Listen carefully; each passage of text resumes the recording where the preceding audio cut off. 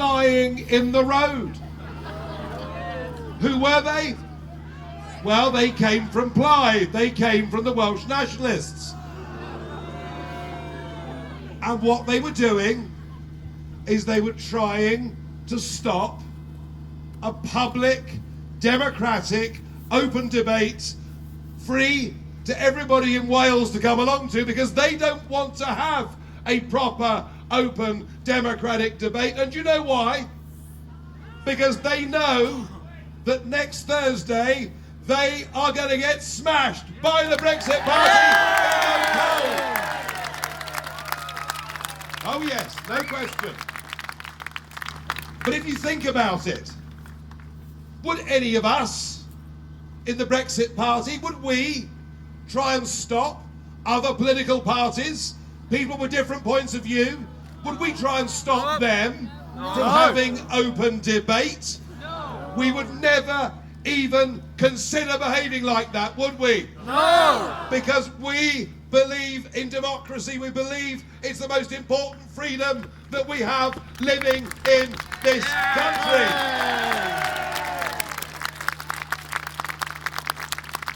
So shame on them is what I say. But in many ways, it isn't really their fault. Because you see, ever since that beautiful morning on the 24th of June 2016, when despite the fact that nearly all of our politicians lined up to tell us we shouldn't vote for Brexit, despite the fact the big businesses lined up to tell us we'd lose our jobs, it would all be a disaster, despite the fact our Chancellor at the time, George Osborne, told us, I know, I feel the same way about it as well, I got to tell you.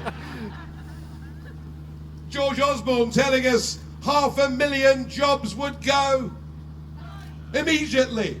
Foreign and direct investment would stop. It was going to be a disaster. They even flew President Obama into this country to tell us that we'd go to the back of the queue. And despite all of it, by a big majority of 1.3 million votes, we said we want to govern our own country and be an independent nation. We voted Brexit.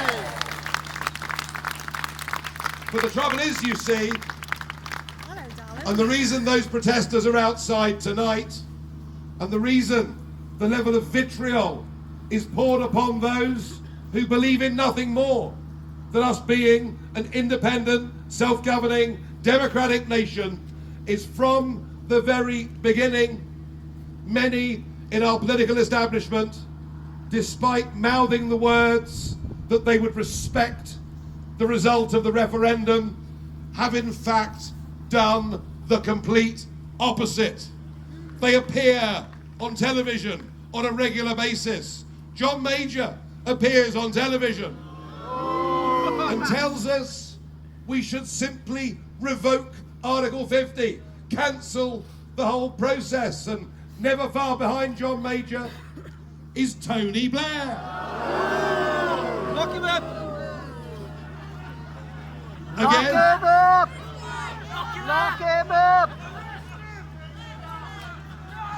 again, telling us we didn't know what we voted for, we don't know what's good for us, we're going to have a second referendum because next time we'll get it right. And it's the same, isn't it, with Nick Clegg and so many of the others. And of course, my favourite of all of our favourites, Anna Soubry!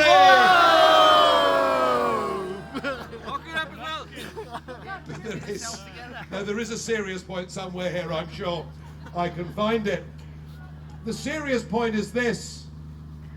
Democracy can only work if those that lose elections are prepared to accept the result.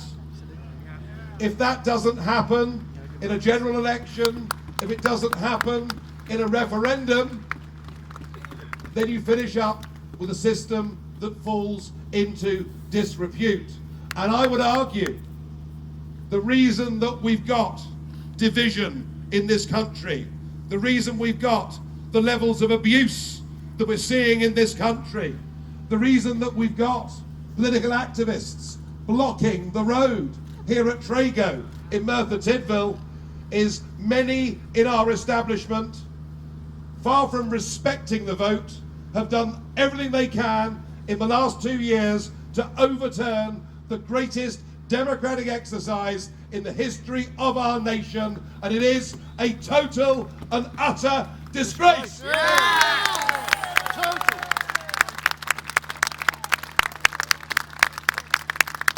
Yep, we voted for it in a referendum. We then, in a general election, voted for two parties who promised us they'd deliver Brexit. We then saw 500 members of Parliament vote for Article 50. And like Mark, I have to confess, I thought on that day we'd won.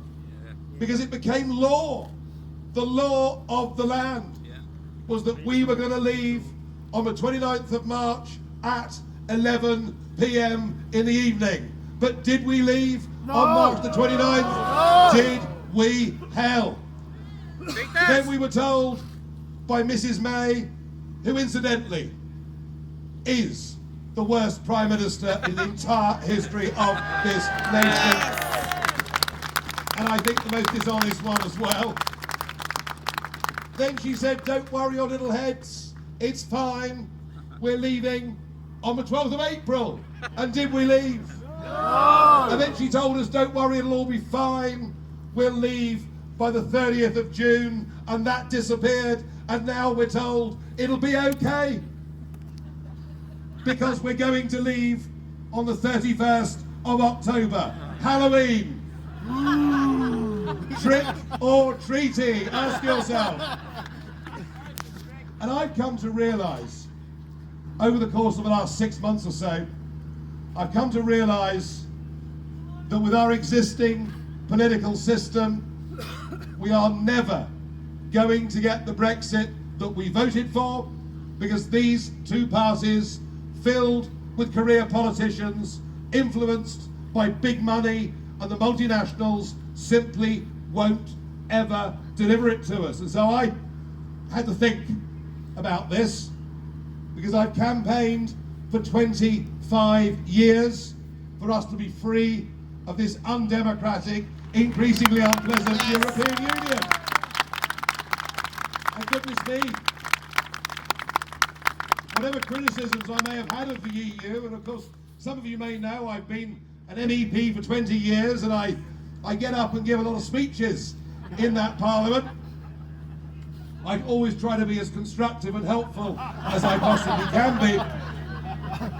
But whatever I might have said about these people, over the course of the last 2 years, they've shown themselves to be more arrogant and more dangerous than I'd ever even believe possible. The sooner we leave these people and run our own affairs, the better it'll be for our country.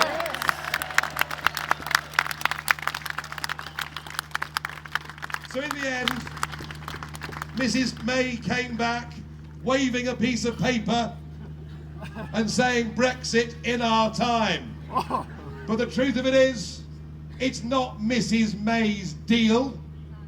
It's Monsieur Barnier's treaty, which he wrote with Mrs. Merkel looking over his shoulder. It is such an appalling document that I can only countenance it being done by a nation that had been defeated in war. Yes. And it has humiliated us on the world stage.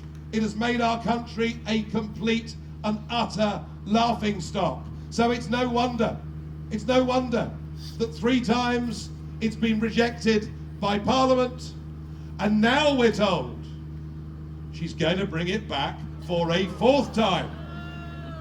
I suppose you have to admire her persistence, if nothing else. But now what she's trying to do a deal with Corbyn's Labour Party that would make an already appalling treaty from which we have perhaps no other means of escape.